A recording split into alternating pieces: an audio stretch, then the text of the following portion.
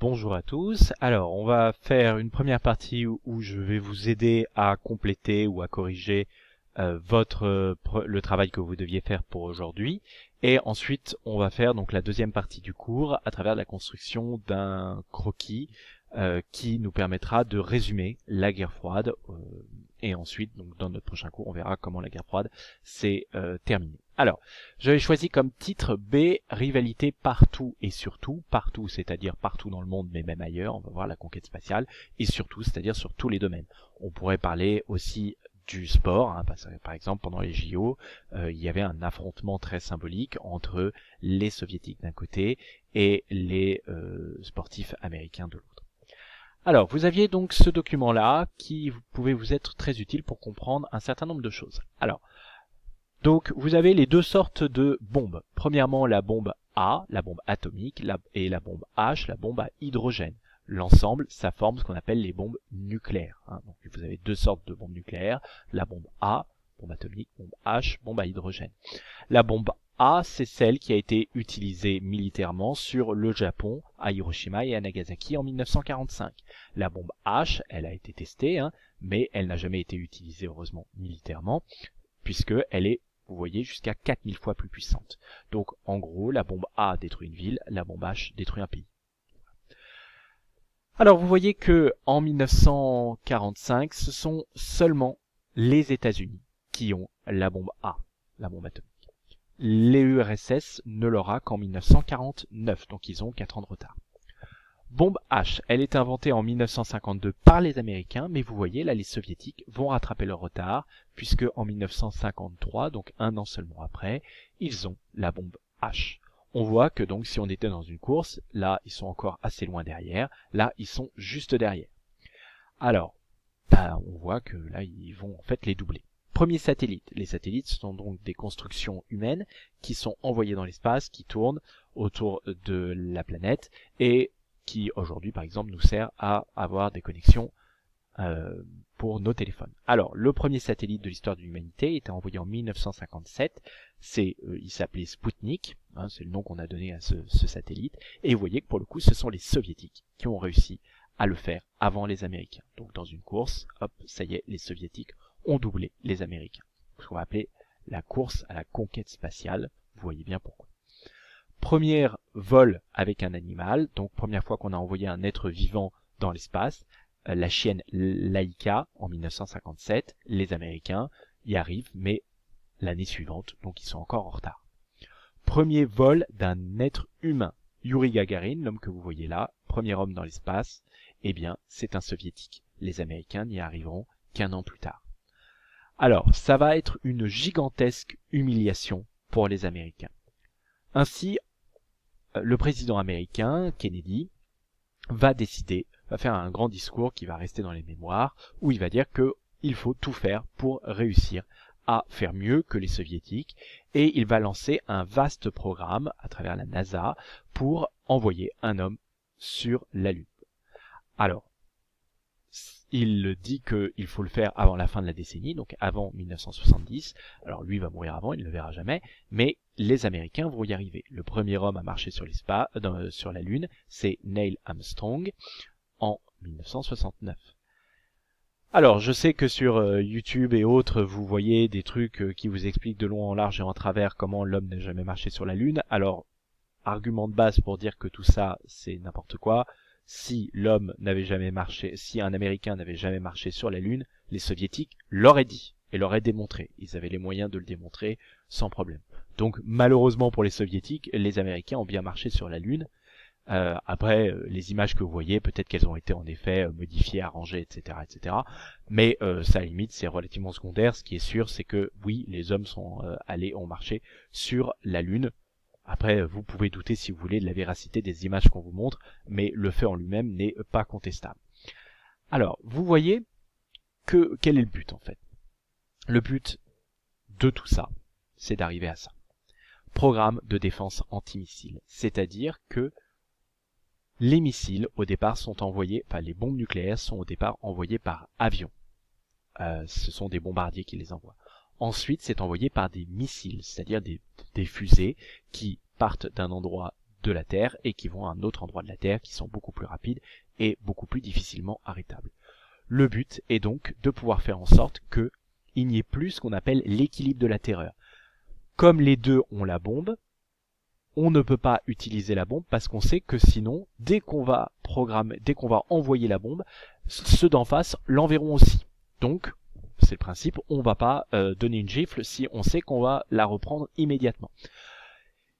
Il y a donc un équilibre de la terreur. Le but pour les Américains, c'est de faire en sorte que les Soviétiques ne soient plus en capacité de détruire les États-Unis. Donc, ils lancent, parce qu'ils vont jamais le finir, un programme pour permettre de détruire les missiles lanceurs d'engins nucléaires. Et vous voyez que les Soviétiques ne vont même pas essayer. Pourquoi? Parce que ça coûte beaucoup trop cher. Ça, c'est intéressant, hein, puisque ça va nous expliquer. C'est un indice de savoir pourquoi l'URSS va finir par s'effondrer. Mais ça, on y reviendra plus tard. Alors, autre document que je vous demande de fabriquer, s'il vous plaît, donc sur une page, vous pouvez la prendre en mode paysage. Alors, on a vu qu'il y avait deux pays superpuissants, superpuissance américaine et superpuissance soviétique. D'un côté, ce sont eux, les États-Unis, qui sont les leaders, les chefs du monde libre, c'est-à-dire des démocraties capitalistes, où il y a des entreprises possédées par des individus et où l'on peut s'enrichir sans limite. On peut, hein, c'est pas obligé. Si on est un chef d'entreprise, hein, il n'y a pas de limite, il n'y a pas un salaire maximum dans le monde capitaliste. À l'inverse, dans le monde communiste, théoriquement, tout le monde est égaux. Donc là, c'est plutôt la notion de liberté qui domine. Là, c'est plutôt la notion d'égalité qui domine. Alors, on a vu qu'ils s'étaient partagés déjà l'Europe. Ça, c'est les accords de Yalta. D'un côté, les Soviétiques vont prendre le contrôle de l'Europe de l'Est. De l'autre côté, les Américains vont protéger, vont surveiller pour protéger, en fait, vont envoyer des soldats pour protéger l'Europe de l'Ouest d'une possible invasion soviétique. Les Soviétiques vont se trouver d'autres alliés. La Chine, ce qui n'est pas rien, bon, c'est beaucoup moins riche à l'époque, hein, et Cuba. Alors pourquoi Cuba, c'est très important? Puisque les Soviétiques veulent pouvoir avoir un endroit pour lancer les missiles le plus près possible des États-Unis. Donc ils vont installer des bases pour pouvoir lancer des missiles, et puisque s'ils les envoient d'ici, les Américains n'auront pas le temps de les arrêter. Alors ça se passe en 1962, ce qu'on va appeler la crise des missiles. Les Soviétiques vont se faire voir, hein, ils n'auront pas été très discrets malheureusement pour eux, et ils ont envoyé des bateaux avec des missiles nucléaires pour les livrer à Cuba, pour qu'ils puissent les installer, pour qu'ils puissent les lancer aux États-Unis. Alors, les Américains vont être fous furieux en voyant ça, ils vont dire, écoutez, ça c'est totalement inadmissible, ça c'est hors de question. Donc c'est toujours Kennedy, le président, à ce moment-là.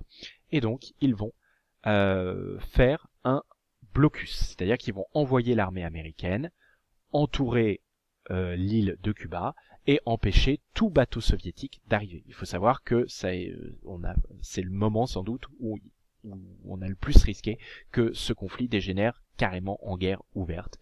Mais heureusement, les Soviétiques ont fait demi-tour et ça s'est à peu près calmé. Donc ça, c'est la crise des missiles en 1962. Alors, le mur de Berlin, on l'a vu, c'est un peu l'inverse, c'est-à-dire que eux, ils ont fait un blocus. Les Américains vont subir la même chose puisque les Soviétiques vont construire le mur de Berlin autour de leur enclave Berlin-Ouest. De plus, il y a aussi des frontières, le rideau de fer, c'est-à-dire une frontière infranchissable qui empêche tous les personnes d'Europe de l'Est de pouvoir s'enfuir de cette dictature, ou les Soviétiques de pouvoir s'enfuir de cette dictature.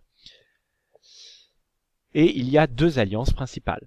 L'OTAN, qui est l'alliance entre les États-Unis et l'Europe de l'Ouest. C'est OTAN, ça veut dire c'est traité d'Atlantique Nord, organisation du traité d'Atlantique Nord. Bon, ça c'est l'Atlantique, hein, vous comprenez bien pourquoi. Et de l'autre côté, vous avez le pacte de Varsovie, c'est l'alliance entre les pays d'Europe de l'Ouest et l'URSS. En fait, c'est une alliance, en fait, ils n'ont pas le choix, les pays d'Europe de l'Est. Enfin, vous me direz, c'est pas une guerre mondiale puisque c'est pas un conflit mondial puisque ça ne concerne pas le monde entier. En fait, si, et c'est peut-être finalement l'un des conflits qui va être le plus mondialisé. Alors, tous ces pays-là, donc vous reconnaissez l'Afrique, l'Amérique, voilà, l'Asie en simplifié, c'est ce qu'on va appeler le tiers-monde, c'est-à-dire les pays qui ne sont théoriquement ni l'Europe de l'Est, ni l'Europe de l'Est et les Soviétiques, ni l'Europe de l'Ouest et les Américains, mais en fait ça va servir de gigantesque cours de récréation pour les deux superpuissances. C'est-à-dire que, prenons un exemple, la guerre de Corée, il va y avoir une tentative de prise de pouvoir des communistes en Corée, je dis bien en Corée, puisqu'à l'époque il n'y a qu'une Corée.